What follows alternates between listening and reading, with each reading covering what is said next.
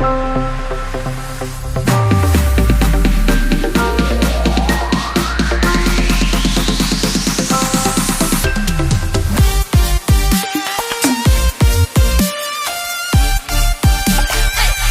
வந்ததற்கு என்ன முகாந்திரம், எதற்காக நம்ம அழைக்கப்பட்டோம், எதற்காக தேவனை தேடுகிறோம்?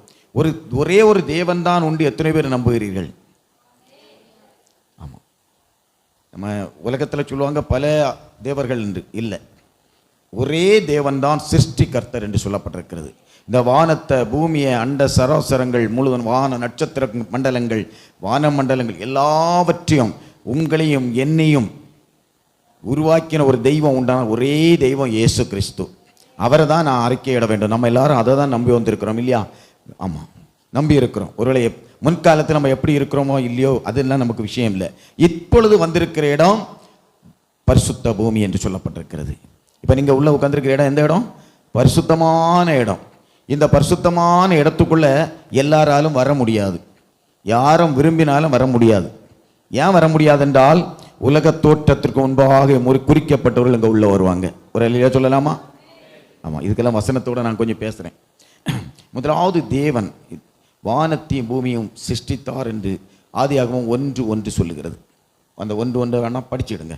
1:1 முதலாவது ஆதியிலே தேவன் வானத்தையும் பூமியையும் சிருஷ்டித்தார் என்று சொல்லப்பட்டிருக்கிறது. அப்போ வானத்தை எதற்காக சிருஷ்டித்தார்? சும்மா ஆண்டவருக்கு வேற வேலை கிடையாதா?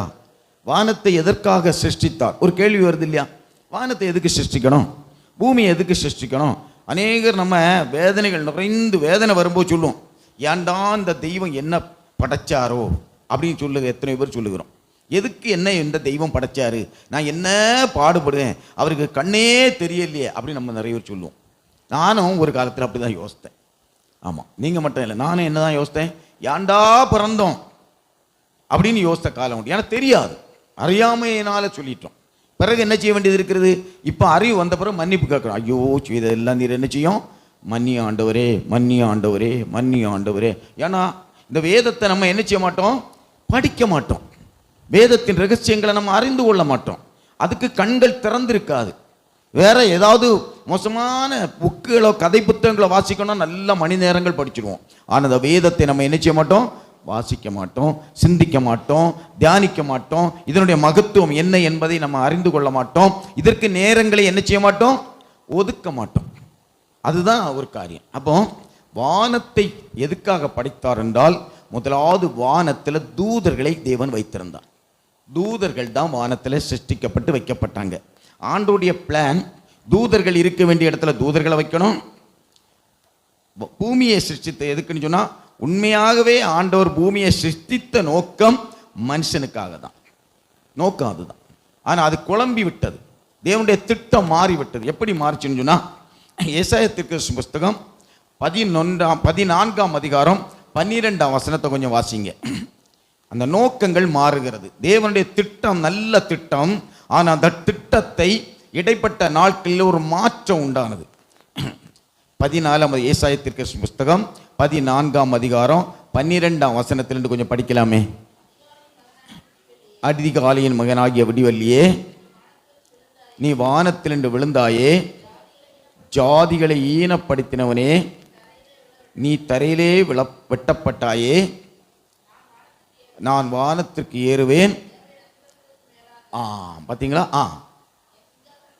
உயர்த்துவேன்.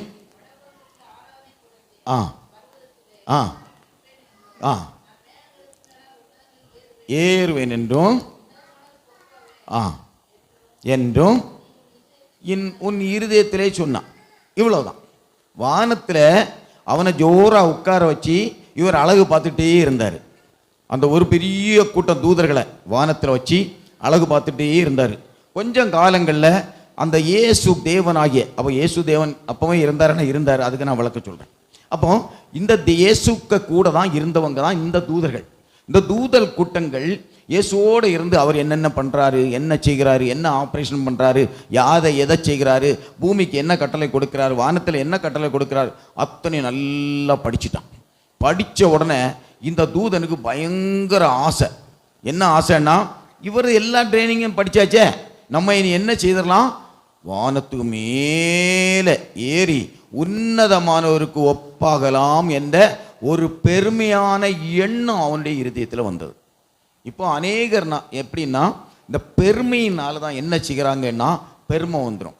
சரீரப்பிரகாரமான பெருமை இருக்கிறது, ஆவிக்குரிய பெருமை இருக்கிறது. சிலருக்கு ஆவிக்குரிய பெருமை வந்துடும்.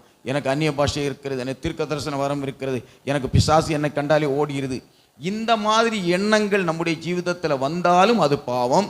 ஆனால் இதெல்லாம் வரணும், இந்த கிருபை வரங்கள் நமக்கு இருக்கணும். ஆனால் எதுவுமே பெருமைக்கு ஏதுவாக போயிடக்கூடாது.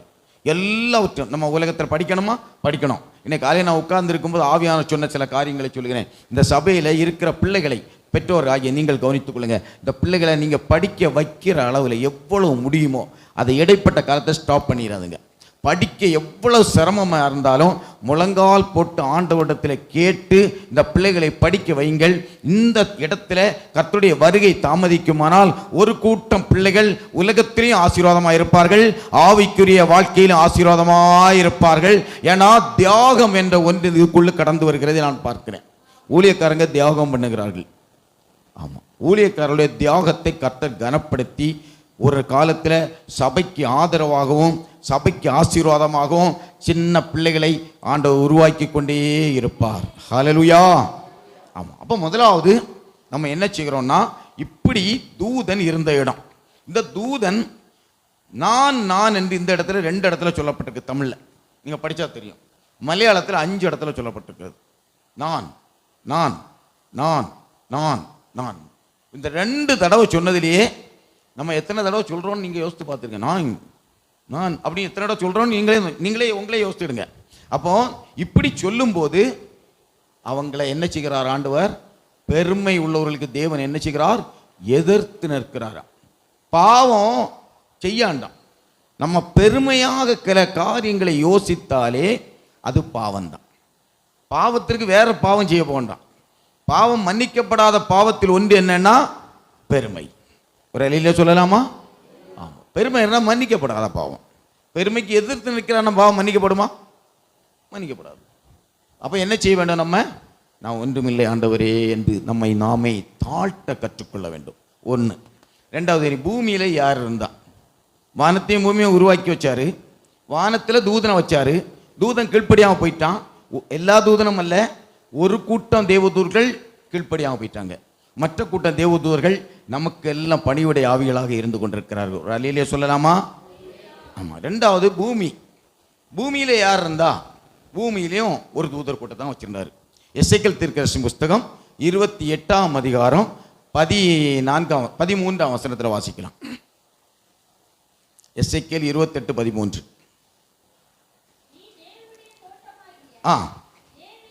ஏதேனில் இருந்தவன் பத்மராகம், புஷ்பராஜ்கம், வைரம், படியப்பச்சை, கோமேதகம், எஸ்பி, இந்திரலீலம், மரகதம், மாணிக்கம். அப்போ எத்தனை அம்மா இது? எத்தனை நம்பர்ஸ்னு படிச்சிங்களா? எத்தனை முத்துக்கள்? 9 முத்துக்கள். 9. ஆமாம். 9 முத்துக்களால் நிறைய வைக்கப்பட்டிருந்தவன் தான் இந்த கேரூப் என்று சொல்லக்கூடிய தூதர் கூட்டம். இவங்க எல்லாம் அப்படி ஒரு தூதன் வானத்தில் இறங்கி வந்துட்டா உலகம் முழுவதும் வெளிச்சம் ஆயிரும். அவ்வளவு பிரகாசம் உள்ளவன் தான் தூதன். அப்படிப்பட்ட மகிமை நிறைந்தவன் தான் தூதன். இந்த மகிமை நிறைந்தவனுக்கு என்ன வந்துடுனா, என்னை பார், என் அழகை பார், நான் எப்படி இருக்கிறேன், என்னை யோசித்துப்பார் அப்படின்னு சிந்திக்க ஆரம்பிச்சிட்டான். அவன் வேற குற்றமே செய்யல. இவன் தப்பு கண்டுபிடிக்கிறது வரையிலும் ஆண்டவர் மௌனமா இருக்கிறார். இவங்கிட்ட குற்றம் கண்டுபிடிக்கிற எப்படி குற்றம்? வேற ஒன்றுலையும் ஆண்டவர் குற்றம் அதிகமாக பார்க்க மாட்டார். பெருமைக்கு தேவன் கண்டிப்பாக பார்க்குறார். அதனால தான் பெருமை. அப்படி பெருமையினால நான் யோசித்து பார்க்குறேன், எப்படி இந்த நாட்களையும் நம்ம பார்க்குறோம். வசதி இல்லாதவங்க அது ஒரு விதத்தில் போவாங்க, வசதி உள்ளவங்கள் அது ஒரு விதத்தில் போவாங்க, ரொம்ப வசதி உள்ளவங்க ரொம்ப தாழ்மையாக போவாங்க, கொஞ்சம் வசதி உள்ளவங்க ரொம்ப பெருமை காட்டுவாங்க. நான் சொல்கிறேன், யாரும் கோபமாக எடுத்துடாதுங்க. கொஞ்சம் வசதி வந்தால் போதும், உடனே அவங்க தான் இந்த நாங்கள் ராஜான்னு சொல்லுவாங்க. ஆனால் பெரிய பாரம்பரியத்திலே வசதியாக இருக்கிறவங்க தன்னை தாழ்த்தி கொண்டே இருப்பான். ஒரு அலையில சொல்லலாமா? சரியா தப்பா நான் சொல்கிறது? பாரம்பரியத்திலே பெரிய ராஜாக்கள் பாருங்க, இங்கிலாந்து தேசத்தில் 16 கேரட் தங்கம் தான் யூஸ் பண்ணுவாங்க. இந்தியாவில் 24 கேரட், 24 போட முடியாது, 22, 21 கேரட் யூஸ் பண்ணுவாங்க. இந்தியாவில் 18 கேரட்டை கொண்டு அடமான கடையில் வச்சு அவன் வாங்க மாட்டான். தங்கத்தை பற்றி தெரியுது. நான் தங்கம் போடாத ஆள், 1 கிராம் தங்கத்தை கூட என் கையில் தொட்டதே இல்லை. நான் வெளிநாடுகளில் இருந்திருக்கிறேன், தப்பாக நினைக்காதுங்க. ஏன்னா அது காரணம் இருக்கிறது. நான் அதை சாட்சியில் சொன்னேன்னா நீங்கள் எல்லாம் என்ன செய்வேன்னு எனக்கு தெரியாது. நிறைய சாட்சிகள் நான் வச்சுருக்கிறேன் கர்த்தருடைய பெரிய கிருபையினால். அப்போ இந்த முத்துக்களை வைத்திருந்தவனுடைய அந்த ஆசை, அதனால் ஆண்டவர் அவனே என்ன செய்கிறாரு, ஏதேன் தோட்டத்தை விட்டு அவனையும் தூர போட்டுட்டார். 2 தூதர் கூட்டத்துக்கு நிலைமை முடிஞ்சு போச்சு. இனி ஒரு கூட்டத்தை கெட்டி போட்டிருக்கிறார். வெளிப்படுத்தின விசேஷம் 9ஆம் அதிகாரம் 14ஆம் வசனம். எல்லாம் எழுதுவங்க எழுதி எடுத்துடணும், ஏன்னா இதெல்லாம் நமக்கு ஃபியூச்சரில் தேவைப்படும். 9:14 வெளிப்படுத்தின விசேஷம் 9ஆம் அதிகாரம் 14ஆம் வசனம். நோக்கி ஐப்ராத் என்னும் பெரிய நதி அண்டையிலே கட்டப்பட்டிருக்கிற தூதர்களை அவிழ்த்து விடு. அப்ப எப்படி என்ன செய்யப்பட்டிருக்கிறாங்க, கட்டி போட்டிருக்கு. எதுக்கு கட்டி போட்டிருக்கு தெரியுமா? எதற்காக கட்டப்பட்டிருக்கு தெரியுமா? நம்மை இந்த அசுத்தாவிகள் நம்மை எதிர்க்கக்கூடிய பயங்கர வல்லமை உள்ளவைய மனுஷனை எதிர்த்து அழிச்சிரும். அவைகள் எல்லாம் ஆண்டவர் கட்டி போட்டுட்டார். ஒரு அலையில சொல்லலாமா? ஆனால் அவுத்து விடுகிற ஒரு காலம் இருக்கிறது. அது நான் பிறகு நேரம் இருந்தால் சொல்லுவேன். அப்போ இந்த கூட்டம் இதையும் தள்ளி விட்டாச்சு. இதெல்லாம் தள்ளி விட்டுட்டு ஆண்டவர் பார்க்குறாரு, இவனுக்கு திமிரு பிடிச்சவனு, இவனோடெல்லாம் ஒன்றும் என்ன செய்ய முடியாது, பண்ண முடியாது. பெருமை பிடிச்சவன் எல்லாத்தையும் தூக்கி தூர போட்டாச்சு. இனி மனுஷனை ஒன்றுமே கொடுக்காம அவனை என்ன செய்வோம், பூமிக்கு நம்ம சாயல்லையே அனுப்பி விட்டுருவோம். யாருடைய சாயல்? ஆதியாகமம் 1ஆம் அதிகாரம் 27ஆம் வசனத்தை வாசிங்க.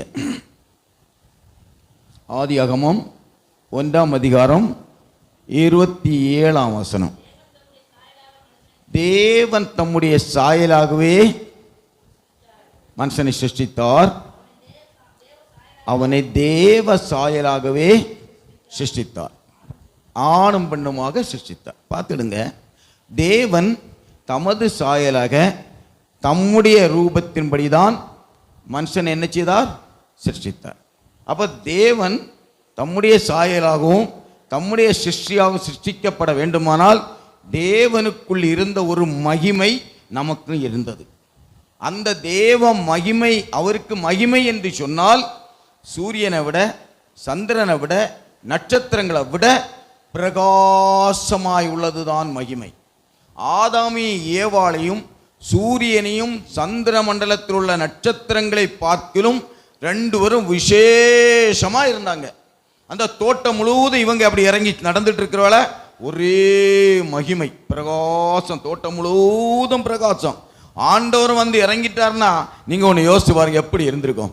கொஞ்ச நாளா ஆண்டவரும் ஆதாமும் ஏவாளும் ரொம்ப ஃப்ரெண்ட்லியா அன்பா பழகிட்டு இருக்காங்க. ஆண்டவர்கிட்ட ஆதாம் கையை பிடிச்சிட்டு, ஏசப்பா, ஆண்டவரே, தெய்வமே, நாங்க இப்ப சந்தோஷம், எப்படி இருக்கிறீங்க? சந்தோஷமா இருக்கிறோம். பாத்தீங்களா, சந்தோஷமா இருந்துட்டு இருக்காங்க. திடீர்னு சந்தோஷத்தை கெடுப்பதற்காக வேண்டி தந்திரம் உள்ளவதா இருந்தது சாத்தான். ஆமா, ஆதியாகமம் 4ஆம் அதிகாரம் 3:1 படிங்க. பார்க்கிலும் சர்ப்பமானது தந்திரம் உள்ளதா இருந்ததா. போதும். சர்ப்பம் தந்திரமா இருந்திருக்கு. சர்ப்பம் எப்படி இருந்து நீங்க நினைக்கிறீங்க?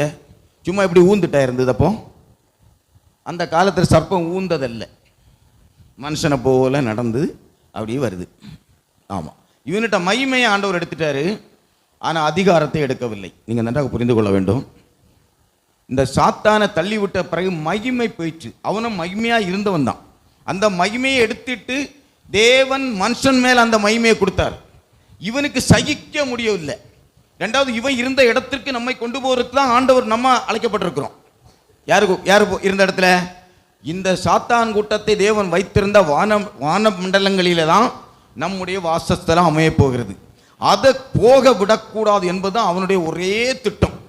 அப்போ சாத்தான் வந்து எப்படி, நான் என்னுடைய ஒரு பாஷையில் சொல்கிறேன், அவன் போய் கேட்டிருப்பான்னு நினைக்கிறேன். எப்படி கேட்டிருப்பான்? தங்கச்சி, ஆண்டவர் நல்லவர் தான், ஆனால் எல்லாம் சாப்பிட சொல்லிட்டு ஒரு பழத்தின் கனியை மட்டும் நீ தொற்றாதுன்னு சொல்லியிருப்பாரே, தொற்றாதுன்னு இல்லை, சாப்பிடக்கூடாதுன்னு சொல்லியிருப்பாரேன்னு சொல்லி உடனே இவா எக்ஸ்ட்ரா ஒன்று சொல்கிறான். என்ன சொல்கிறா தெரியுமா? சாப்பிடக்கூடாதுன்னு மட்டும் சொல்லலை, அதை தொடவும் கூடாதுன்னு சொல்லிட்டார். ஒரு அலியில சொல்லலாமா? அலியில வரலையா யாருக்கும்? என்ன எல்லாரும் தோட்டத்துக்கு போயிட்டீங்களா? ஏதேன் தோட்டத்துக்கு போயிட்டீங்கன்னு நினைக்கிறேன். எல்லாரும் ஏதேன் தோட்டத்துக்கு போன மாதிரி இருக்கீங்க. அப்படிதானா? ஏதேன் தோட்டத்துக்குள்ள தொட சொன்னாரு, நீ தொட்டுக்கப்பா, அதெல்லாம் பார்த்துக்க, ஆனா நீ என்ன செய்யக்கூடாது? சாப்பிடக்கூடாது. சாப்பிடுகிற நாளிலே நீ சாகவே சாவாய். செத்தானா ஆதாம்? சொல்லுங்க. சாகல்ல. யார் பதில் சொன்னது? பதில் சொன்னது யாரு? உண்மையிலேயே சொல்றேன், உண்மை. சாகல்ல. ஆத்தும மரணம் அவனுக்கு சம்பவிச்சது. ஆத்துமா செத்து போச்சு. ஆவி இருந்தது, சரீரம் இருந்தது, ஆத்துமா செத்து போயிடுச்சு. ஆத்துமாவை ஆண்டவர் 3ஆம் அதிகாரம் 7ஆம் வசனம் தானே, அதை கொஞ்சம் படிச்சு பாருங்க. ஆதியாகமம் 3:7.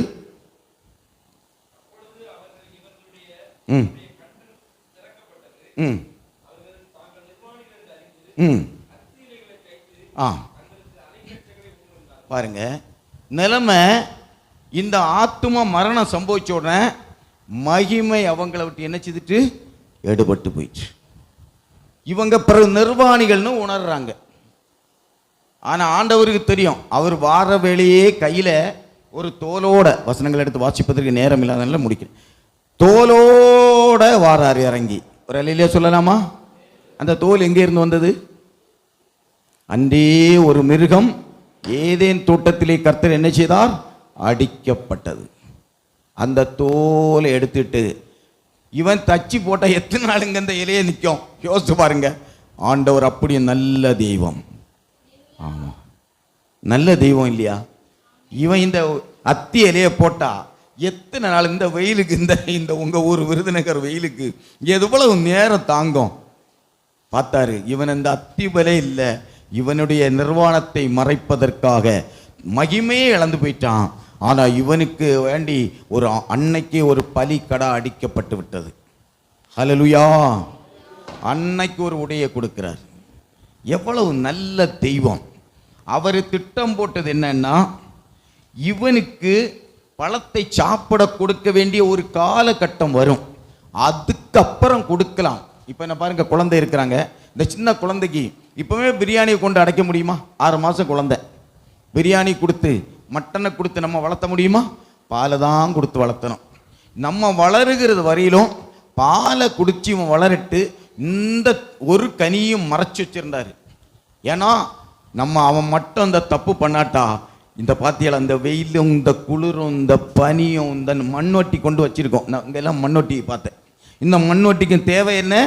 இல்லை, கனிகளையே பறித்து புசித்து ஆண்டவரோடு தோட்டத்தில் உலாவி கொண்டிருந்த இந்த ஒரு ஆதாமும் ஏவாளும் செய்த ஒரு பாவத்தின் நிமித்தம் நம்ம எல்லாம் தேவ மகிமையற்றவர்களாக மாறி எல்லாவற்றையும் இழந்து போய் இப்போ என்ன செய்து கொண்டிருக்கிறோம் என்றால், தேவ சமூகத்தை தவிர நமக்கு வேற பிழைப்பே இல்லை என்ற நிலைமையில வந்திருக்கிறோம். இல்லையோ சொல்லலாமா?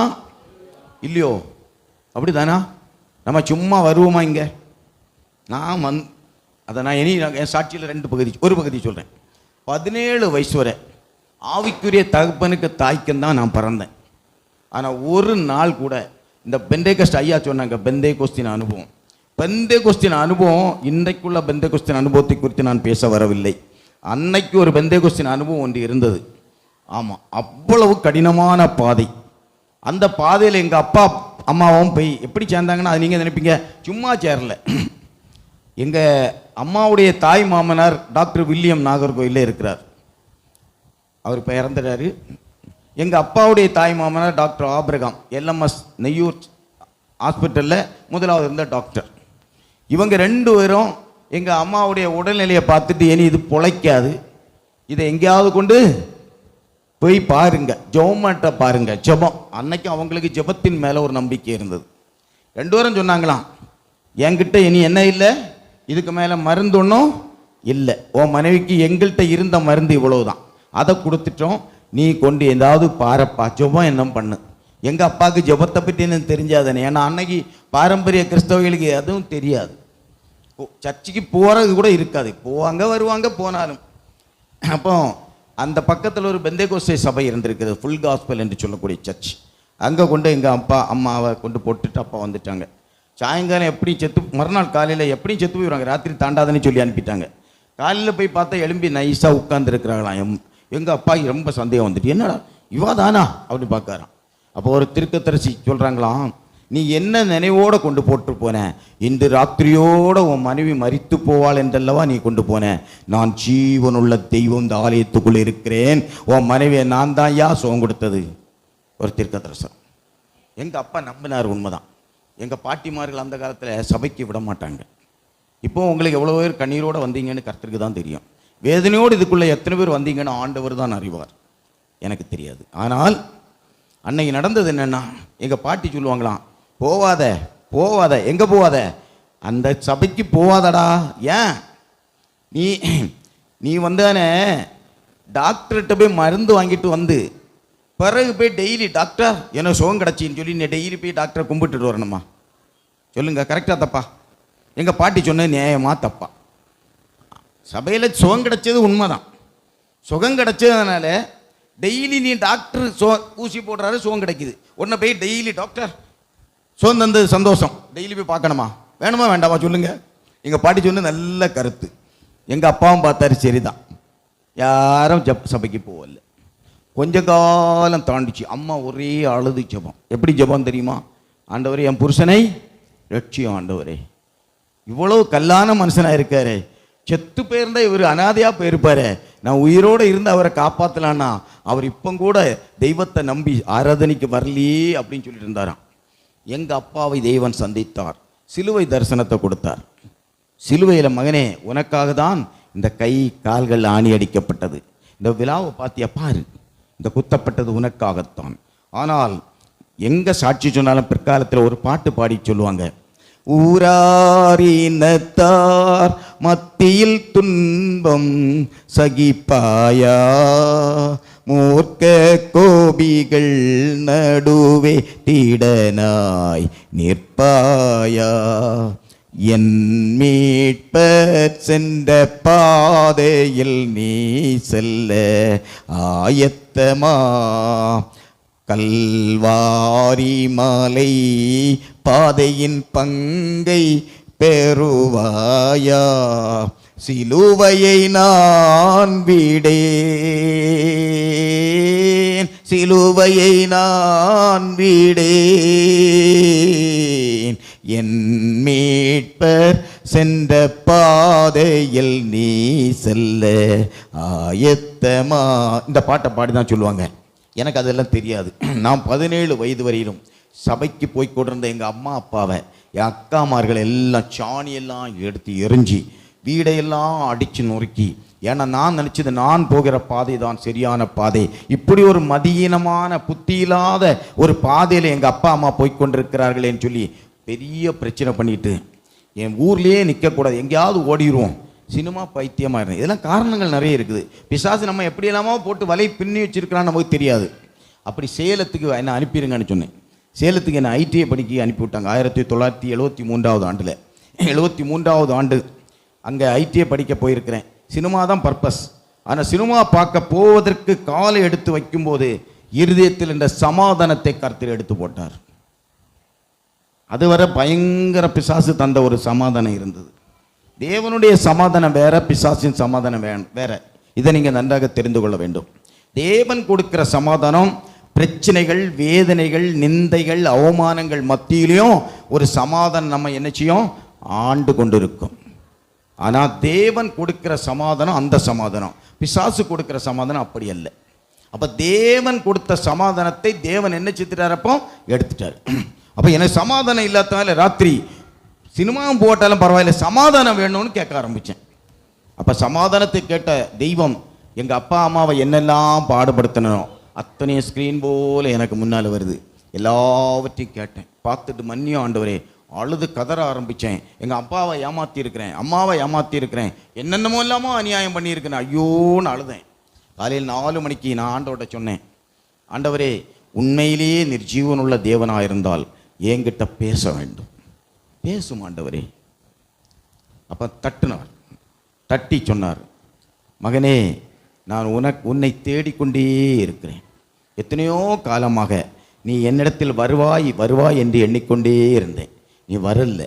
இப்பொழுது சொல்கிறேன், நீங்கள் குடும்பமாக என்னை ஆராதிக்காத காரணத்தினால் நான் உங்கள் குடும்பத்தை கைவிட்டு விட்டேன். நீங்கள் குடும்பமாக என்னை ஆராதித்தால் நான் உங்களை ஆசீர்வதிப்பேன்னு சொன்னார். ஒரு அலியில் சொல்லலாமா? அப்போ அங்கே இருந்த சாரலனோர ஜமாவுடைய சபை ஒன்று இருந்தது சேலத்தில், அஸ்தம்பட்டியில். இப்படி சில படிக்கட்டுகள் இருந்தது. படியில் ஏறி மேலே வரும்போது இப்படி உட்கார்ந்துட்ட ஒரு 15 வயசு இருக்கும் ஒரு பிள்ளை தீர்க்கதரிசனம் சொல்லிச்சு. குமரி மாவட்டத்திலிருந்து ஏசாயா என்ற சகோதரனை தேவன் பல வருடங்களாக தேடிக்கொண்டே இருக்கிறார். இப்பொழுது அவர் நமது ஆராதனைக்கு வருகிறார். எனக்கு இவ்வளோ கேட்டோன்னா வெக்கம் போல ஆயிடுச்சு, சமாதானம் கிடச்சிச்சு, வெக்கம் போல இருந்தது. திருப்பி போயிடலான்னு நினச்சேன். திருப்பி அந்த பிள்ளை சொன்ன ஒரு வார்த்தை, திருப்பி போவாரானால் அவருக்கு வருவது மரணம். இதை கேட்டவுடனே பையன் வந்து உட்காந்துட்டேன். 12 மணி ஆனோடனே பாஸ்டர் ஓடி வந்து என் கையை பிடிச்சிட்டு, என்னங்க குமரி மாவட்டம் தானா, உங்கள் ஊர் விலாசம் எல்லாமே கர்த்தருக்கு தெரியும், ஏங்க நீங்கள் ஓட போகிறீங்க, இந்த ஆண்டவரை பின்பற்றுங்கள்னு சொன்னார். அந்த நாளிலிருந்து இந்த நாள் வரையிலும் ஆண்டவருக்கு பயந்து நடக்க கர்த்தர் கிருபை செய்தார். ஒரு அல்லையிலே சொல்லலாமா? ஆனால் எங்கள் அப்பாவை வேதனைப்படுத்தின அளவே இல்லை. கடைசியில் ஒரு நாள் சொன்னார், டேய் மகனே, நான் எவ்வளவு இருதய கட்டி உள்ளவன், என்னுடைய இருதயத்தே இந்த கல்வாரின் அன்பு உடைத்து விட்டதப்பா, என்னால் தாங்க முடியாதபடி நான் அந்த சபைக்கு போய் கொண்டிருக்கிறேன். எல்லாம் நான் சாதாரணமாக போக மாட்டேன் மகனே. எங்கள் சொந்த பந்தங்கள் எல்லாம் எங்களை ஒதுக்கினார்கள். ஏன்னா ஒதுக்குவதற்கு காரணம் உண்டு. எங்கள் மாமியுடைய மகன் ஒருத்தன் கேரளா எலக்ட்ரிசிட்டியில் 98 எல்லாம் சீப் இன்ஜினியர், ஒரே இன்ஜினியர் ஆகும். கேரளா எலக்ட்ரிசிட்டி சீப் இன்ஜினியர் இருந்தான் ஒருத்தன். அவன் கல்யாணத்துக்கெல்லாம் எங்கள் அம்மாவுக்கு கடிதத்தை கொடுத்துட்டு, மைனி நீ வராதன்னு சொல்லுவாங்களாம், ஏன்னா வெக்கம். ஆனால் அந்த பாடுபட்டபடியினால் நீதிமானுடைய சந்ததியோடு கர்த்தர் என்ன செய்கிறார், இருக்கிறார். நீதிமான் கைவிடப்பட்டதையும் அவன் சந்ததி அப்பத்துக்கு இறந்து திரிகிறதையும் என் கண் காணவே இல்லை. ஹல்லேலூயா. சங்கீதக்காரன் சொல்லுகிறான், நீதிமானுடைய சந்ததியோடு நீங்க எல்லாம் இங்க வந்து ஜெபித்துக் கொண்டிருக்கிறீங்க. பின்காலங்களிலே கர்த்தருடைய வல்லமை உங்கள் குடும்பங்களுக்கு எல்கைகளிலே வந்து பாயும் என்பதில் எந்த விதமான சந்தேகம் இல்லை. அவர் ஆசீர்வதிக்கிற ஒரு வேளை வரும்போது எந்த மனுஷனும் தடை பண்ண முடியாது. ஆமா, கர்த்தர் ஒரு வாசலை திறந்துட்டார்னா அதை அடைப்பவன் யார்? இப்ப சபையில பலவீனத்துக்காக நீங்க ஜெபித்தீங்க. இந்த நேரத்தில் நான் சொல்லுகிறேன், அந்த பலவீன பகுதிகளில் உங்களுக்கு தெரியாது எந்த வியாதின்னு கர்த்தருக்கு தெரியும். அவர் சிருஷ்டிகர்த்தா.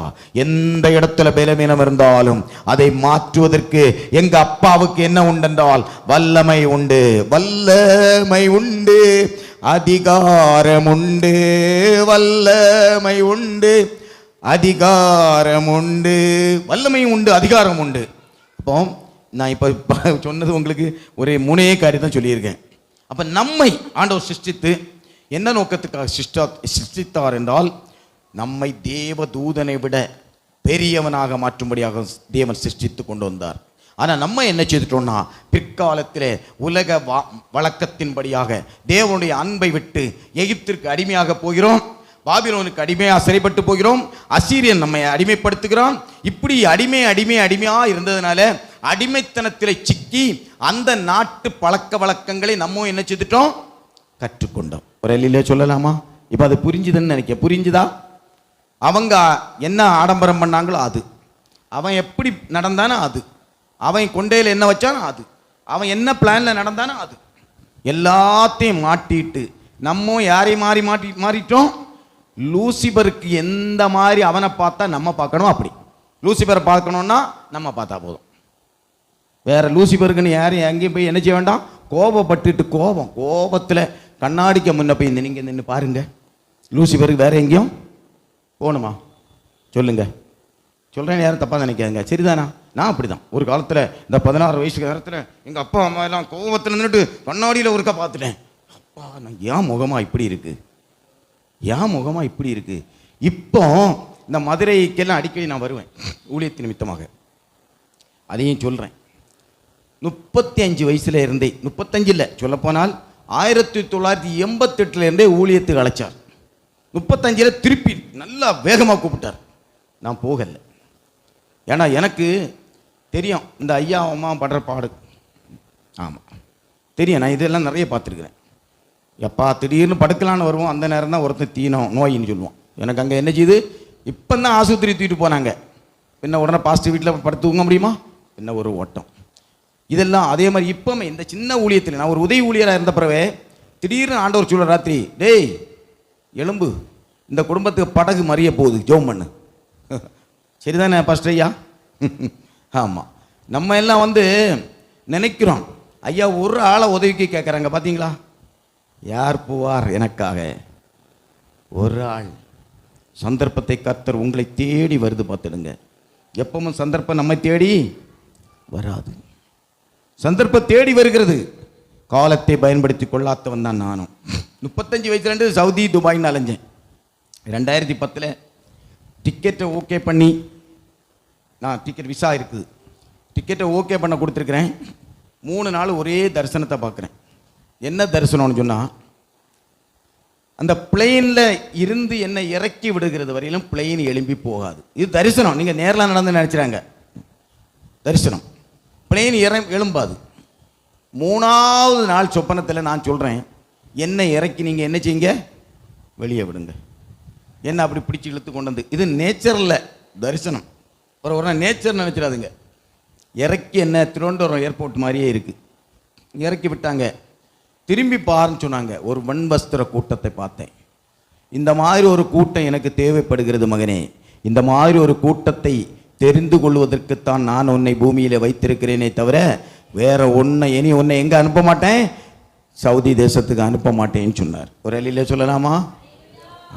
அன்னையிலேருந்து நானும் பார்க்குறேன். முன்ன நான் போகலை. இந்த 5 வருஷத்துக்கு முன்னாடி நான் ஒரு ஸ்தாபனத்தில் மேனேஜராக ஒர்க் பண்ணிட்டு இருந்தேன். அந்த இடத்துல திடீர்னு ஒரு சின்ன மயக்கம் தான் வந்தது. ஒரு 5 வருஷம் தாண்டிச்சு. அந்த மயக்கம் அவ்வளோதான், சின்ன ஒரு மயக்கம். அப்படி எனக்கு தெரிஞ்ச கட்டில் அப்படி படுத்தேன். என் மகா பிஎஸ்சி நிகழ்ச்சி முடிச்சிருந்தா அவள் பல்ஸ் பார்த்துன்னு இருக்கா, பல்ஸ் கிடையாது. என்னை எல்லாம் எடுத்துகிட்டு ஆஸ்பத்திரி போயிட்டாங்க. ஆஸ்பத்திரிக்கு போகிற வழியில் ஒரே இருள். ஏன்டா நான் ரட்சிக்கப்பட்டிருக்கிறேன், ஞானஸ்நானம் பெற்றிருக்கிறேன், பரிசுத்தாவின் அபிஷேகம் இருக்கிறது, தேவன் பேசுகிறார், தேவ சத்தம் கேட்கிறேன், பரலோகத்தை குறித்த தரிசனம் இருக்கிறது, இதெல்லாம் இருந்துமே நான் எங்கே போகிறேன், பாதாளத்துக்கு போகிறேன். அப்போ ஒரு சத்தம் கேட்குது, மோனே நீ ஏன் ஊழியத்துக்கும் வரல. ஒரு ஊழியக்காரர்கிட்ட ஒப்புரவாக சொன்னார் ஒரு விஷயத்தில், அதையும் நீ செய்யலை. இந்த ஒப்புரவுதல் ஆகாமல் இருந்தால் நீ எங்கே போக முடியாது, நீ வருகையில் வர முடியாது, நீ பாதாளத்துக்கு தான் போகணும். அதே மாதிரி நான் சொன்ன வேலையை செய்யாமல் நீ எங்கே தான் போகணும், நீ பாதாளத்துக்கு தான் போகணும். அப்போ எப்படி கும்பிட்டுருப்போம் நினச்சி பாருங்க, எப்படி கும்பிட்டுருப்போம். இப்போ நம்ம சொன்ன கேட்க மாட்டோம். இந்த உயிர் போய்த்த பிறகு கேட்போமா கேட்க மாட்டோமா, யோசிச்சு பாருங்க.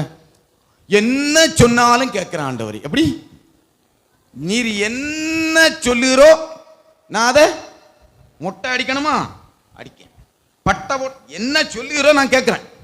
ஆமாம், எனக்கு என்ன வேணும், ஜீவன் வேணும். அப்படி டக்குன்னு கண்ணை திறந்து பார்த்தா டாக்டர் கையை பல்ஸ் பார்த்துட்டே நிற்கிறார் ஹாஸ்பிட்டலில். ஆமாம், விடுதலை கொடுத்து நடக்க முடியாது. அப்போ நான் அந்த ஒரு சர்ச்சு ஒரு பாஸ்டர்கிட்ட எனக்கு ஒரு சின்ன மனஸ்தாபம் இருந்தது. அந்த சர்ச்சு பக்கத்தில் ஓடி போயிட்டுருக்கிறேன். உனக்கு இங்கே போ, விடுதலை இருக்குன்னு சொன்னார். அப்போ நான் நடக்க முடியாது. என் தம்பி ஒரு தைசில்தார் உண்டு, அவனை வண்டி வச்சுருந்தான். அவனை வண்டியில் ஏறி உட்காந்து சேரில் கூட உட்காந்துட மாட்டேன். 5 வருஷத்துக்கு முன்னே நடந்த கதை இது, எப்பவும் நடந்ததில்லை. அப்போ அந்த சேரில் போய் பைய உட்காந்து நரங்கி நடந்து 5 நிமிஷம் நின்று, அப்புறம் 10 நிமிஷம் நின்று, அப்புறம் 15 நிமிஷம் நின்று, கர்த்தருடைய கிருபை நான் 2 மணி நேரத்துக்கு அதிகமாக தேவ சமூகத்தில் நின்று தேவ செய்தியை கொடுக்கும்படியாக கர்த்தர் கிருபை செய்து வருகிறார். அல்லேலூயா, அல்லேலூயா. சொல்லுங்க, ஏன் சொல்லி தான் சொல்லணுமா? இது ஒன்றும் சாதாரண விஷயமா? யோசிச்சு பாருங்க. கர்த்தர் என்னை பலப்படுத்தினார். அந்த பலத்தினால தான் டைம் முடிஞ்சிட்டு. அதனால் நான் ஒரு காரியத்தை சொல்லி முடிக்கிறேன். ஒரே ஒரு வார்த்தையை நீங்கள் தயவாய் கேளுங்க. நம்ம ஞான ஸ்நானம் எதற்காக எடுக்கிறோம் என்ற ஞானம் நமக்கு கண்டிப்பாக வேணும். இப்போ ஞானஸ்நானம் எடுக்கிற கடமைக்குன்னு எடுக்கிறாங்க, கல்யாணத்துக்கு எடுக்கிறாங்க. கல்யாணம் வந்தால் சபைக்கு ஒரு முக்கிய விட்டாச்சுன்னா கல்யாணம் நடத்திடலாம். இப்படி தான் நம்ம நிறைய பேர் எடுத்துக்கொண்டிருக்கிறோம்.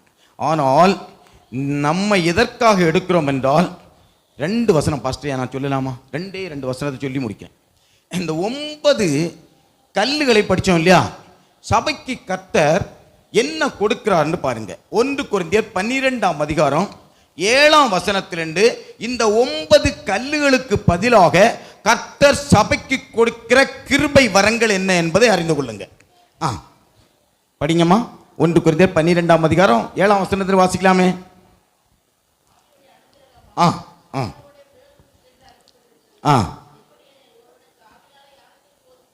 வசனமோ வசனமோ ஆ ஆ ஆ ஆ ஆ ஆ ஒரு அல்லேலூயா சொல்லலாமா? எத்தனை கொடுத்துருக்கு? 9. இந்த கல்லுகளுக்கு பதிலாக கிடைக்கிறது 9 ஆவிக்குரிய ஆசீர்வாதங்கள். இனி ஞானஸ்நானம் எடுத்தால் நிறைய வசனத்தில் ஒரு வசனம் வாசிங்க. கலாத்தியர் 3ஆம் அதிகாரம் 27ஆம் வசனம் முடிச்சிருப்பேன். நம்ம ஞானஸ்நானம் எடுக்கிறதான நோக்கம் இப்போ நம்ம சரியா செய்கிறோமா இல்லையானோடு நீங்களே நானும் தீர்மானிச்சிடணும். ஏனெனில் உங்களில் கிறிஸ்துவுக்குள்ளாக ஞானஸ்நானம் பெற்றவர்கள் எத்தனை பேரோ அத்தனை பேரும் கிறிஸ்துவை தரித்து கொண்டீர்களே. கிறிஸ்துவை தரித்து கொண்டீர்களே. இப்போ ஒரு அர்த்தம் புரியும்னு நினைக்கிறேன். அப்போ இந்த லூசிபருடைய வேடத்தை மாற்றுவது தான், லூசிபருடைய அக்கௌண்டை க்ளோஸ் பண்ணுவது தான் ஞானஸ்நானம். ஒரு அல்லேலூயா சொல்லலாமா? லூசிபரோட இருக்கு அக்கௌண்ட், பேங்க் அக்கௌண்ட் வச்சிருக்கிறோம். லூசிபர்கிட்ட அக்கௌண்ட் இருக்கு. அந்த அக்கௌண்ட்டை நம்ம என்ன செய்யறோம்?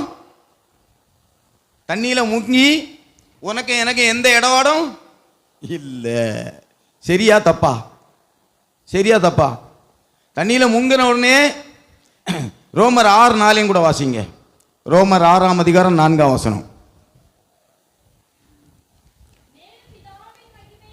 ஆ ஆ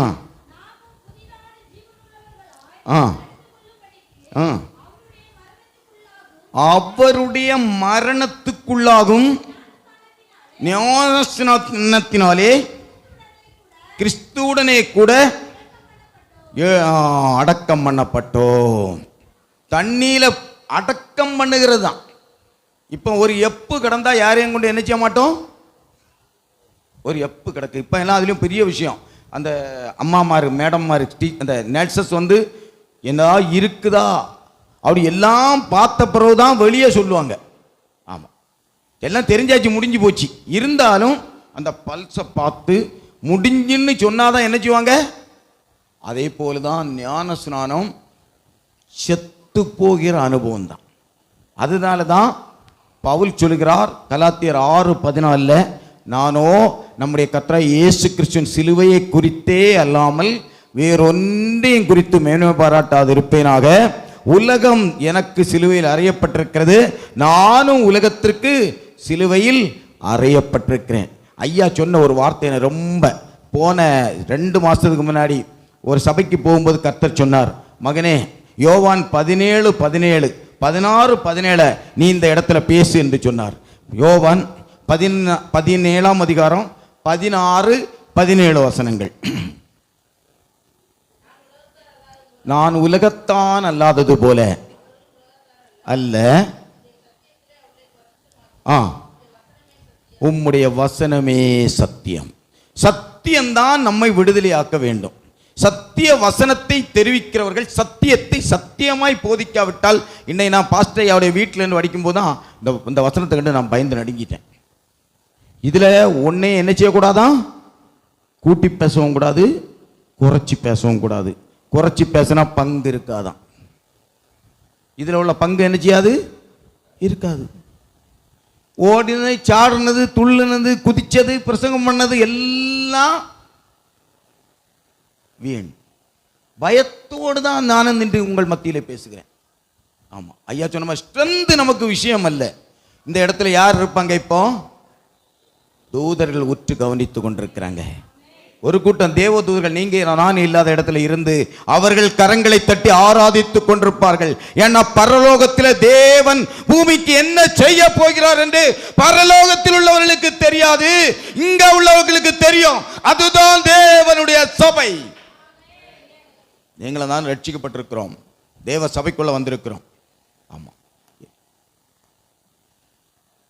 அதாவது சபை என்று சொன்னால் நோவாவுடைய பேழை, ஏதேன் தோட்டம் ஒரு சபை, நோவாவுடைய பேழை ஒரு சபை.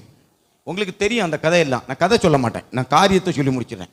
அதாவது நோவா பேழைக்குள்ள அவங்க குடும்பம் எத்தனை பேர் ஏறினாங்க தெரியாதா யாருக்கும்? எத்தனை பேர் பேழைக்குள்ள ஏறினாங்க? 8 பேர் ஏறினாங்க. 8 பேர் ஏறினாங்க. 8 பேர் அவன் குடும்பம். அவன் நோவா, நோவாவுடைய மனைவி, 3 மக்கள், 3 மருமக்கள், மொத்தம் எத்தனை பேர்? 8 பேர். நல்லா கேட்டுடுங்க. இந்த 8 பேரையும் தவிர ஆடு, மாடு, சிங்கம், கரடி, புலி, ஒட்டகம், கடுவா எல்லாம் சபைக்குள்ள என்ன செய்யுது? பேழைக்குள்ள ஏறிச்சுதா? ஏறிச்சுதா?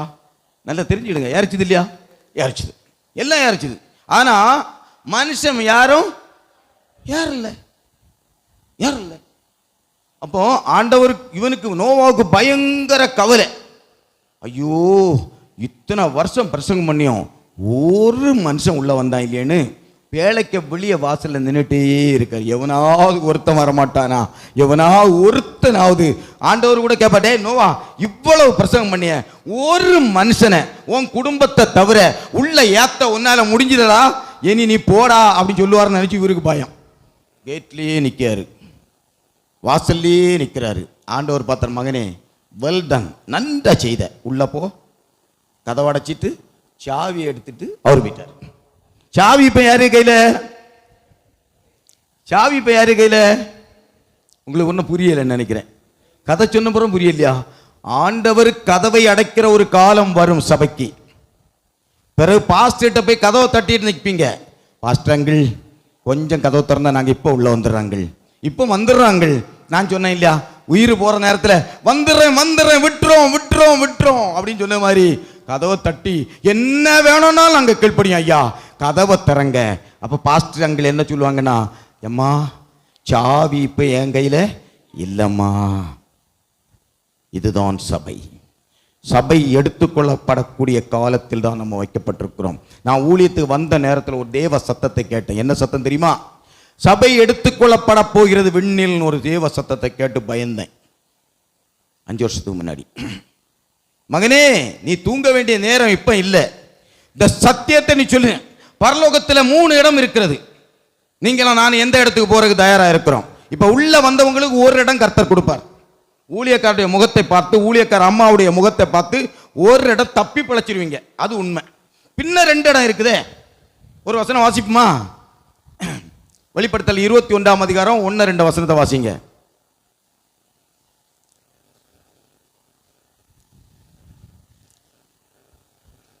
வெளிப்படுத்தல் 21:1-2 வசனங்கள்.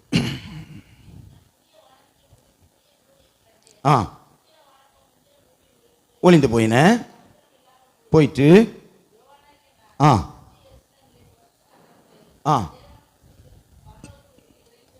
எத்தனை இடம்மா? அப்போ பரலோகத்தில் எத்தனை இடம் இருக்குது? புதிய வானம், புதிய பூமி, எருசலேம்.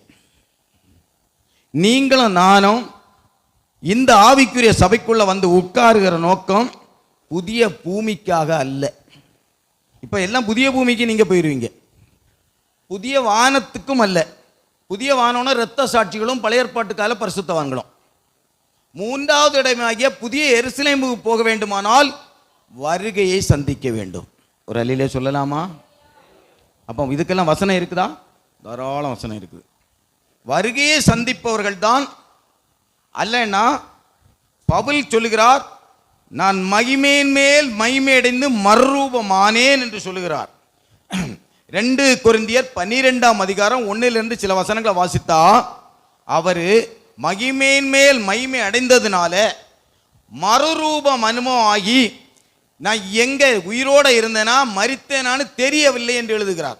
பாருங்க, 2 கொரிந்தியர் 12ஆம் அதிகாரம் 1 மேன்மை பாராட்டுகிறது நல்லதல்லவே. ஆயினும்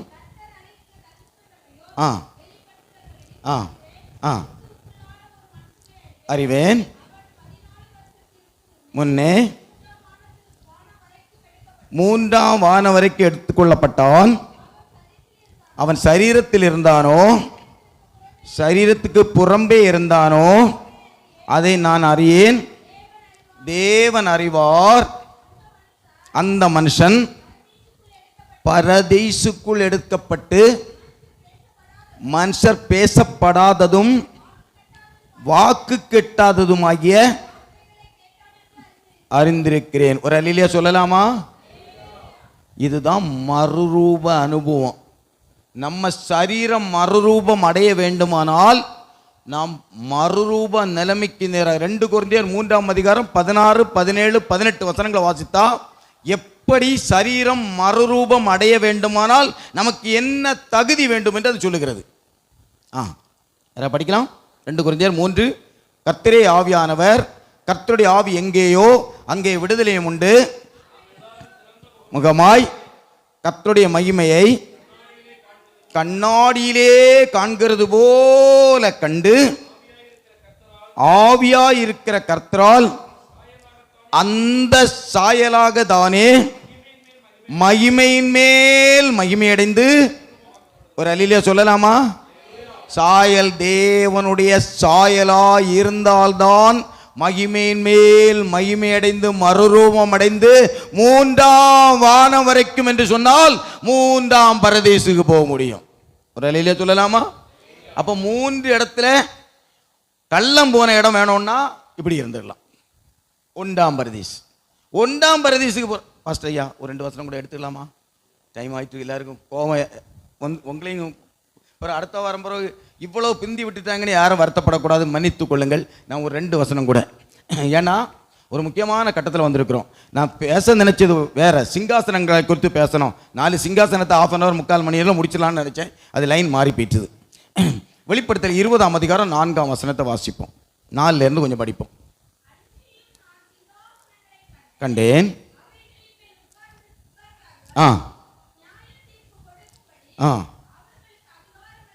அளிக்கப்பட்டது சாட்சி நிமித்தமும் தேவனுடைய வசனத்தின் நிமித்தமும் மிருகத்தையும் அதன் சொரூபத்தை ஆயிலும் வணங்காமலும் தங்கள் நெற்றியிலும் தங்கள் கையிலும் முத்திரையை தரித்து கொள்ளாமலும் இருந்தவர்களை கண்டேன். அவர்கள் உயிர்த்து கிறிஸ்துவுடனே கூட, ஒரு அல்லேலூயா சொல்லலாமா? இரத்த சாட்சிகள் தான் போக முடியும். நல்லா புரிஞ்சுடுங்க. இரத்த சாட்சிகளுக்குள்ள இடம்தான் 1000 வருஷம் அரசாட்சின்னு சொல்லக்கூடியது.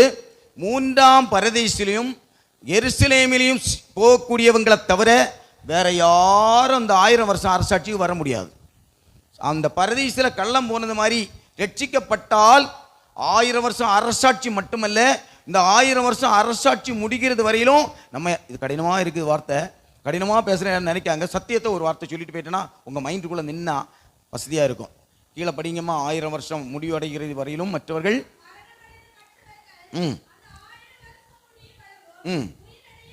உயிரடையவில்லை.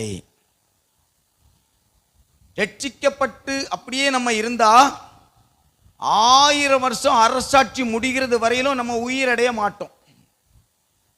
2 மாதிரி, பூவா தலையா. அதுக்கு தான் 20ஆம் அதிகாரம் 11ஆம் வசனம் சொல்லப்பட்டிருக்கிறது. 20:11 வெளிப்படுத்தல் 20:11. மரித்தோராகிய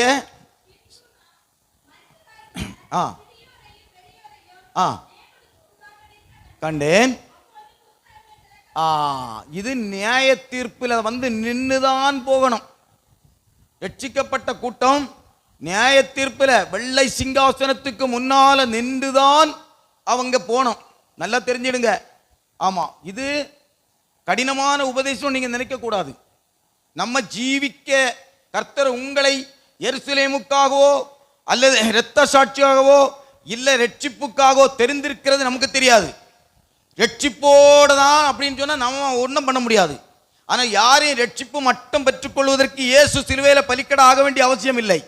அவருடைய இரத்தத்தை முழுமையாக சிந்தி நம்ம மகிமையின் மேல் மகிமையடைந்து தூதன் உட்கார்ந்த இடத்துக்கு கொண்டு போவதற்கு தேவன் வாஞ்ச உள்ளவராக இருக்கிறார். நம்ம அதை வேண்டான்னு சொல்லுவோமானால் யூதருக்கு ரட்சிப்பு வேற ஒரு வழியாக வந்துவிடும். ஏன்னா எஸ்தர் ராணியே, நீ இப்ப என்ன செய்யக்கூடிய காலம் அல்ல, மௌனமா இருக்க வேண்டிய காலம் அல்ல. நீ மௌனமா இருந்தால் யூதன் தப்புவான்னு நீ நினைக்க கூடாது. யூதருக்கு நீ இல்லைன்னா வேறு ஒரு வழியாக ரட்சிப்பு வரும். ஆனால் யூத குலம் அழியோன்னு நீ என்ன செய்யக்கூடாது, நினைக்க கூடாது. நீங்க நினைக்கலாம் நாங்க ரட்சிக்கப்பட்டுட்டோம் மற்றவங்களுக்கு சொல்ல வேண்டாம் நினைக்க கூடாது. ஏன்னா நான் நிறைய காரியங்கள் பேசுகிறேன், ஃப்ளோ ஆயிட்டு இருக்கு. ஆனால் நான் பேசினா இன்னைக்கு நிறுத்திட முடியாது. என்னை விட்டுட்டீங்கன்னா நான் இன்னைக்கு சாயங்காலம் வரை இருப்பீங்களா? நான் தாராளம் பேசுறேன். ஏன்னா பிலாத்து கையை கழுவுனான், இந்த இரத்த பலி எனக்கு வேண்டாம். அவன் வாழ்க்கை முடிவு உங்களுக்கு தெரியுமா? எல்லா குளத்திலையும் போய் இறங்கி கையை கழுவிட்டே இருந்தானா.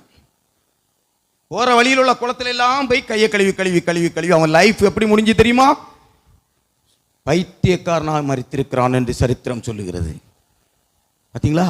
நமக்கு இதுல உத்தரவாதம் இல்லை அப்படின்னு விசுவாசிகளாகி நீங்கள் யாரும் எங்க அப்பா ரட்சிக்கப்படணும், எங்க அம்மா ரட்சிக்கப்படணும், என் குடும்பம் ரட்சிக்கப்படணும் என்ற முதலாவது நீங்க என்ன நினைக்கணும்? நானும் என் வீட்டாருமோ என்றால் கர்த்தரை தான் சேவிப்போம் என்ற ஒரு முடிவுக்கு நீங்க வரணும். எனக்கு என்ன, நான் தப்பிட்ட சபையில நீங்க நினைக்க கூடாது. அப்படி யாரும் ஒருத்தரும் நினைக்க கூடாது. அப்படியானால் மகிமையின் மேல் மகிமை அடைகிற அனுபவம் இருக்கிறது. எப்பவுமே நான் ஒன்று சொல்றேன், கைவிடப்பட்டு உயிரோட இருந்தா ஒரே வழி இரத்த சாட்சி தான். ஏன்னா உங்களுக்கு தெரியுமா என்னமோ அந்த ஆட்சி என்ன ஆட்சி தெரியுமா? இப்போ நான் 2-3 நாளைக்கு முன்ன இந்த இதை யூடியூப்பில் ஒரு காரியத்தை பார்க்கும்போது தான் நீங்கள் எல்லாம் பார்த்துருப்பீங்க. யாரெல்லாம் பார்த்தீங்கன்னு எனக்கு தெரியாது. ரோபோட்டிக்கு இந்த கோழி, இந்த இது நாய், பூனை இதெல்லாம் விரட்டுது ரோபோட்டிக். அப்போ தான் நான் நினைக்கிறேன், இதே ரோபோட்டிக் இப்படி விரட்டி விரட்டி விரட்டி அடுத்து யாரை விரட்டும் தெரியுமா? அந்தி கிறிஸ்துடைய ஆட்சியில் யாரை விரட்டும்? யாரை விரட்டும்? மனுஷனை விரட்டும். அதுக்கு இருக்குதா வேதத்தில்? யோவேல் 2ஆம் அதிகாரம் 5ஆம் வசனத்தில் வாசிச்சுட்டு நான் முடிச்சிடலான்னு நினைக்கிறேன். ஏன்னா டைம் போயிட்டு இல்லையா? யோவேல் இதுதான் அந்தி கிறிஸ்துடைய ஆட்சி. இதையும் தெரிஞ்சிடுங்க. 2ஆம் அதிகாரம் 5ஆம் வசனத்தை கொஞ்சம் படிங்க.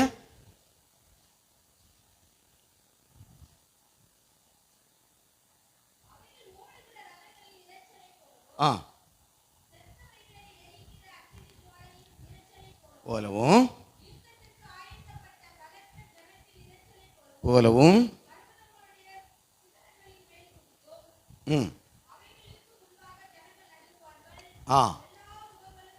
இப்போ வசனம் பேசினா எல்லாரும் முகமும் கருகுதோ இல்லையோ, அன்னைக்கு கருகும். கைவிடப்பட்டு போனால் எல்லாருடைய முகமும் என்ன செய்யும்? கருகும். ரோபோ அடி பேச முடியுமா?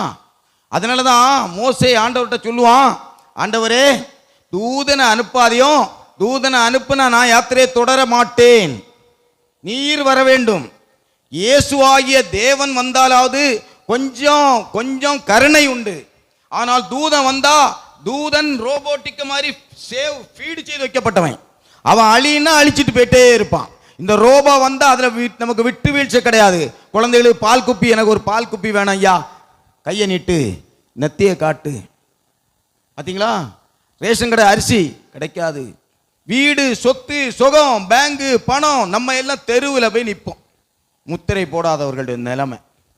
ஆட்சி யாருடைய கையில் போய்விடும் என்றால் ரோபோட்டிக்குடைய கையில போயிடும். தெருவுக்கு தெரு ரோபோட்டிக். அந்தி கிறிஸ்து, சாத்தான், இந்த ரோபா மூன்றே நம்ம வணங்கணும். பிதா, குமாரன், பரிசுத்தாவிய போல அவன் 3 இடத்தை கொண்டு வந்துருவான். சாத்தான், அந்தி கிறிஸ்து, ரோபோட்டிக் 3 நம்ம கும்பிடணும். கும்பிட்டா நமக்கு அரிசி வாங்கலாம். எத்தனை வருஷத்துக்கு? 7 வருஷம். அது முடிஞ்சு 20ஆம் அதிகாரம் 1ஆம் வசனத்தை வாசித்து முடிச்சிருவோம். ஆமாம், அது ஒன்றைய முடிச்சுட்டு நான் சாரி பாஸ்டர் ஐயா, ஒரு வசனத்தையும் கூட. ஆமாம், 20:1. ஆ ஆ ம் ஆ ஆ ம் ஆ ஆ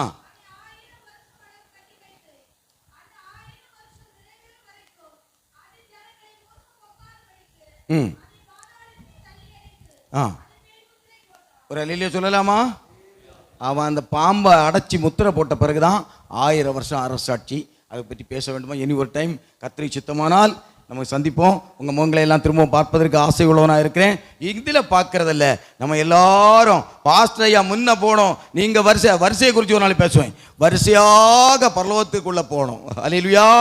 மத்தியானத்தில் முன்னாடி பாஸ்டர் ஐயா, நீங்கள் உங்கள் சபையாரெல்லாம் பின்னாடி எல்லாம் சேர்ந்து ஒரு பரப்பு, ஒரு இமைப்பொழுதுல மத்தியவானத்தில் இயேசுவோடு சந்திக்க போகிறோம். இந்த வார்த்தைகள் மூலம் தேவன் தாமே நம்ம ஒவ்வொருவரையும் ஆசீர்வதிப்பாராக. ஆமென். அல்லேலூயா.